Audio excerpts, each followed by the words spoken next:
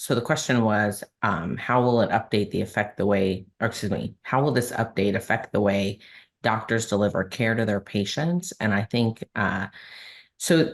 The ahead model is really a response to what we were experiencing around what I would say is bringing the system into alignment. And so, having worked at risk-bearing provider groups for many a year, especially groups that were global risk, and then even recognizing, right, some of the experiences through REACH.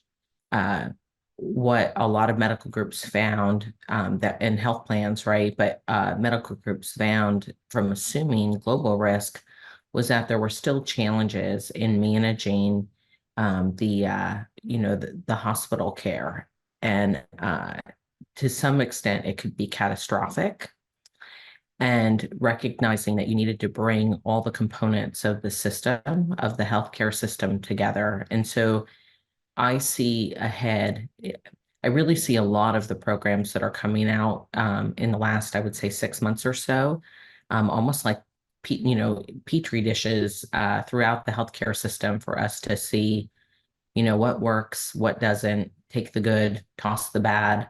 And I think the ahead model is an experiment to see to what extent hospital budgets can be managed.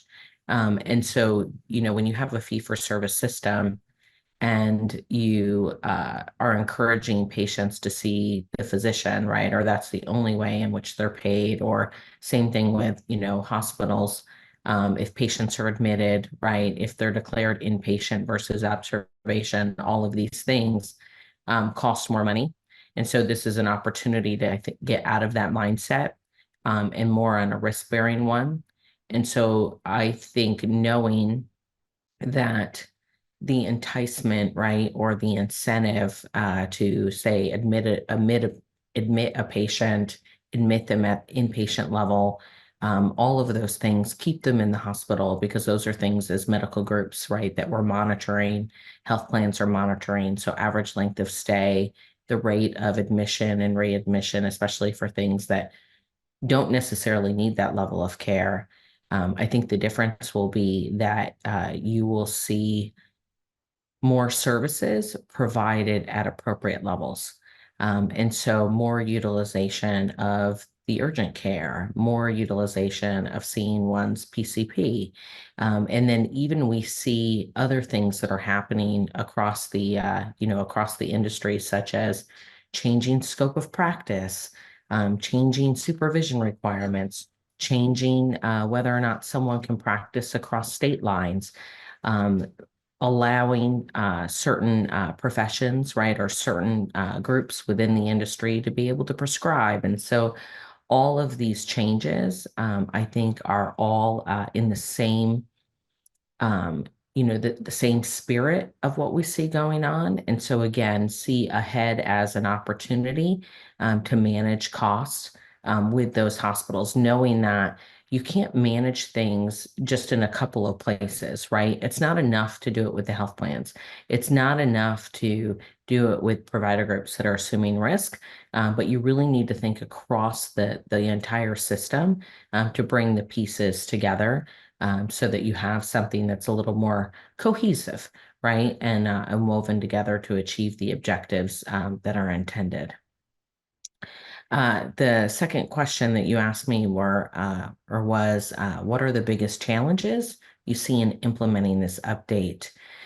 So ahead is CMS is intending to select 8 states. And so it will be something that will be implemented over time. And then, of course, not everyone. So I'm sure that there will be learnings from that. But some of the biggest challenges I see are around the same ones, that we see currently in the industry related to data. So, you know, ensuring data interoperability, making sure that, data is shared across systems. Provider groups are going to want to see that data from the hospitals. The hospitals will benefit from that data as well, from the primary care. One of the things that I think will be challenging though too is while I appreciate the freedoms that are given to the states to kind of create, I think that that can pose challenges. And so while I like to see independence and some autonomy, I think that there are challenges that come with that. And similar to what we see, right, with Medicaid, in states getting to choose kind of their model and, what they want to do. I think that we could potentially have challenges here. Also, too, just knowing bureaucracy, that things could take time.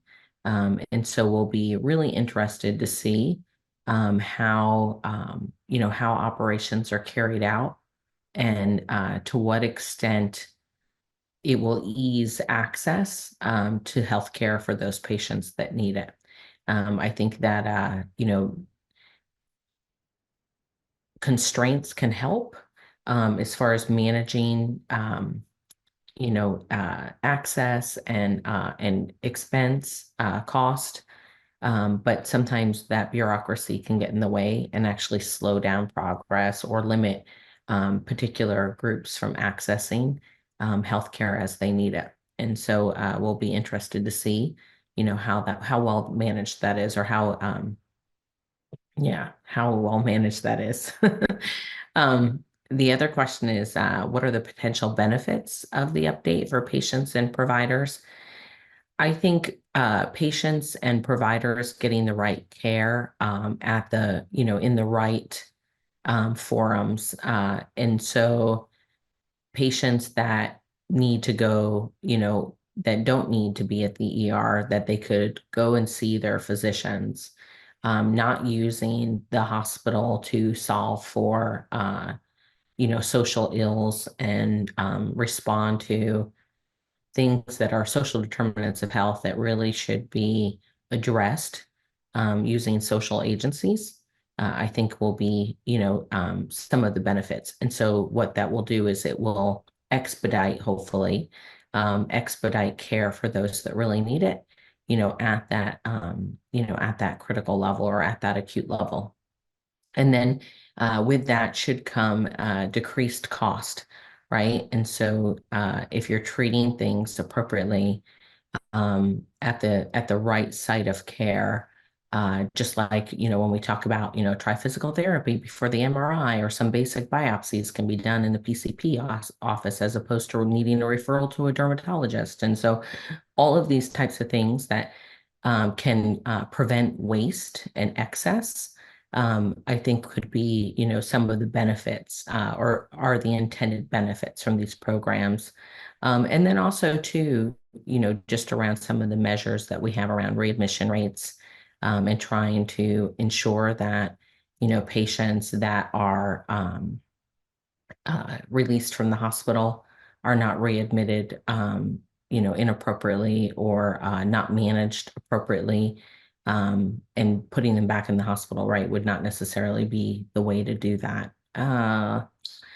The other question, how will this update impact the financial viability of a caregiver's practice? Exactly that. I think it's going to provide more opportunity for physicians to be able to manage their patients, because it's going to require that patients get in to see their providers. But I do see provider offices needing to be prepared for that. And so from the standpoint of technology, having systems in place to manage patients, medical groups, health plans to manage patients and manage them effectively, being able to bring disparate data together related to health and social welfare, and using predictive models. I also think, though, that we're going to see a growth in offices, that you're going to need not only tools and technology to, really garner or support your infrastructure, but you're going to need to expand the personnel in your office. And I think to the extent that you can, add extenders, add other layers of staff and personnel to your offices will be important, so that you can support those patients. Because I think You're going to see this, this movement really of pushing patients back to their PCPs and knowing that there's a shortage in this country of PCPs. There's definitely, we're going to be needing to do things in order to support those offices and those sites of care. Uh, and then you asked, what are your thoughts on the overall direction of healthcare policy in the United States? And I would say expect to see more and more programs like this. I think we are in a period of, I keep using that petri dish analogy, but I think that CMS is trying various programs and looking to see what works and what doesn't. And I think that since the pandemic, that's one of the benefits of the pandemic was that, we had to move pretty quickly, and response couldn't take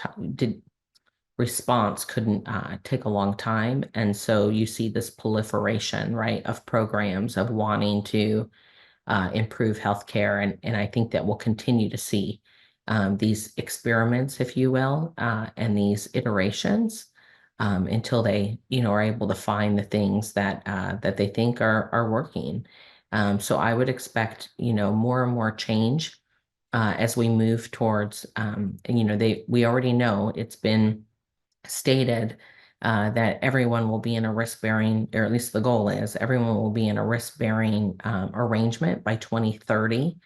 And I think that all of these programs are an indication that, CMS is intending for all those paths to converge and come together. And that's really the direction or the future of healthcare. And so I think, is I always like to tell people, you have to raise the gaze. It's really easy to put your head down and get involved in the day to day, but you have to be anticipating when things are coming at you. And again, I think the pandemic was the perfect, the perfect alarm or test for that, that we had to be nimble and we had to be agile and able to respond. And so I would be thinking about and looking right at all the new programs and developments and saying to myself, spending that time to reflect and say to myself, I do this, where are we going and what does this mean? And reading the tea leaves, if you will, and thinking about what's it going to look like in 1 year, 3 year, 5 year, 10 years, and am I ready for that? And it doesn't mean that you have to go out and buy the most expensive things or hire a ton of staff right away, but be thinking about how do you expect to ease into that? How do you expect to respond? And so knowing that there's going to be more emphasis on what our PCPs are doing, how can you support the office, right, or support your practice to be able to handle, right, all of the expectations and survive, right? Not just survive, but thrive, and and do well in this new environment. And so I think whatever you can do to, again, pull systems, pull technology, think about staffing of what you need to do to support everything that's coming down the pipe will be important and will help you be ready and like I said, be successful in this new healthcare landscape.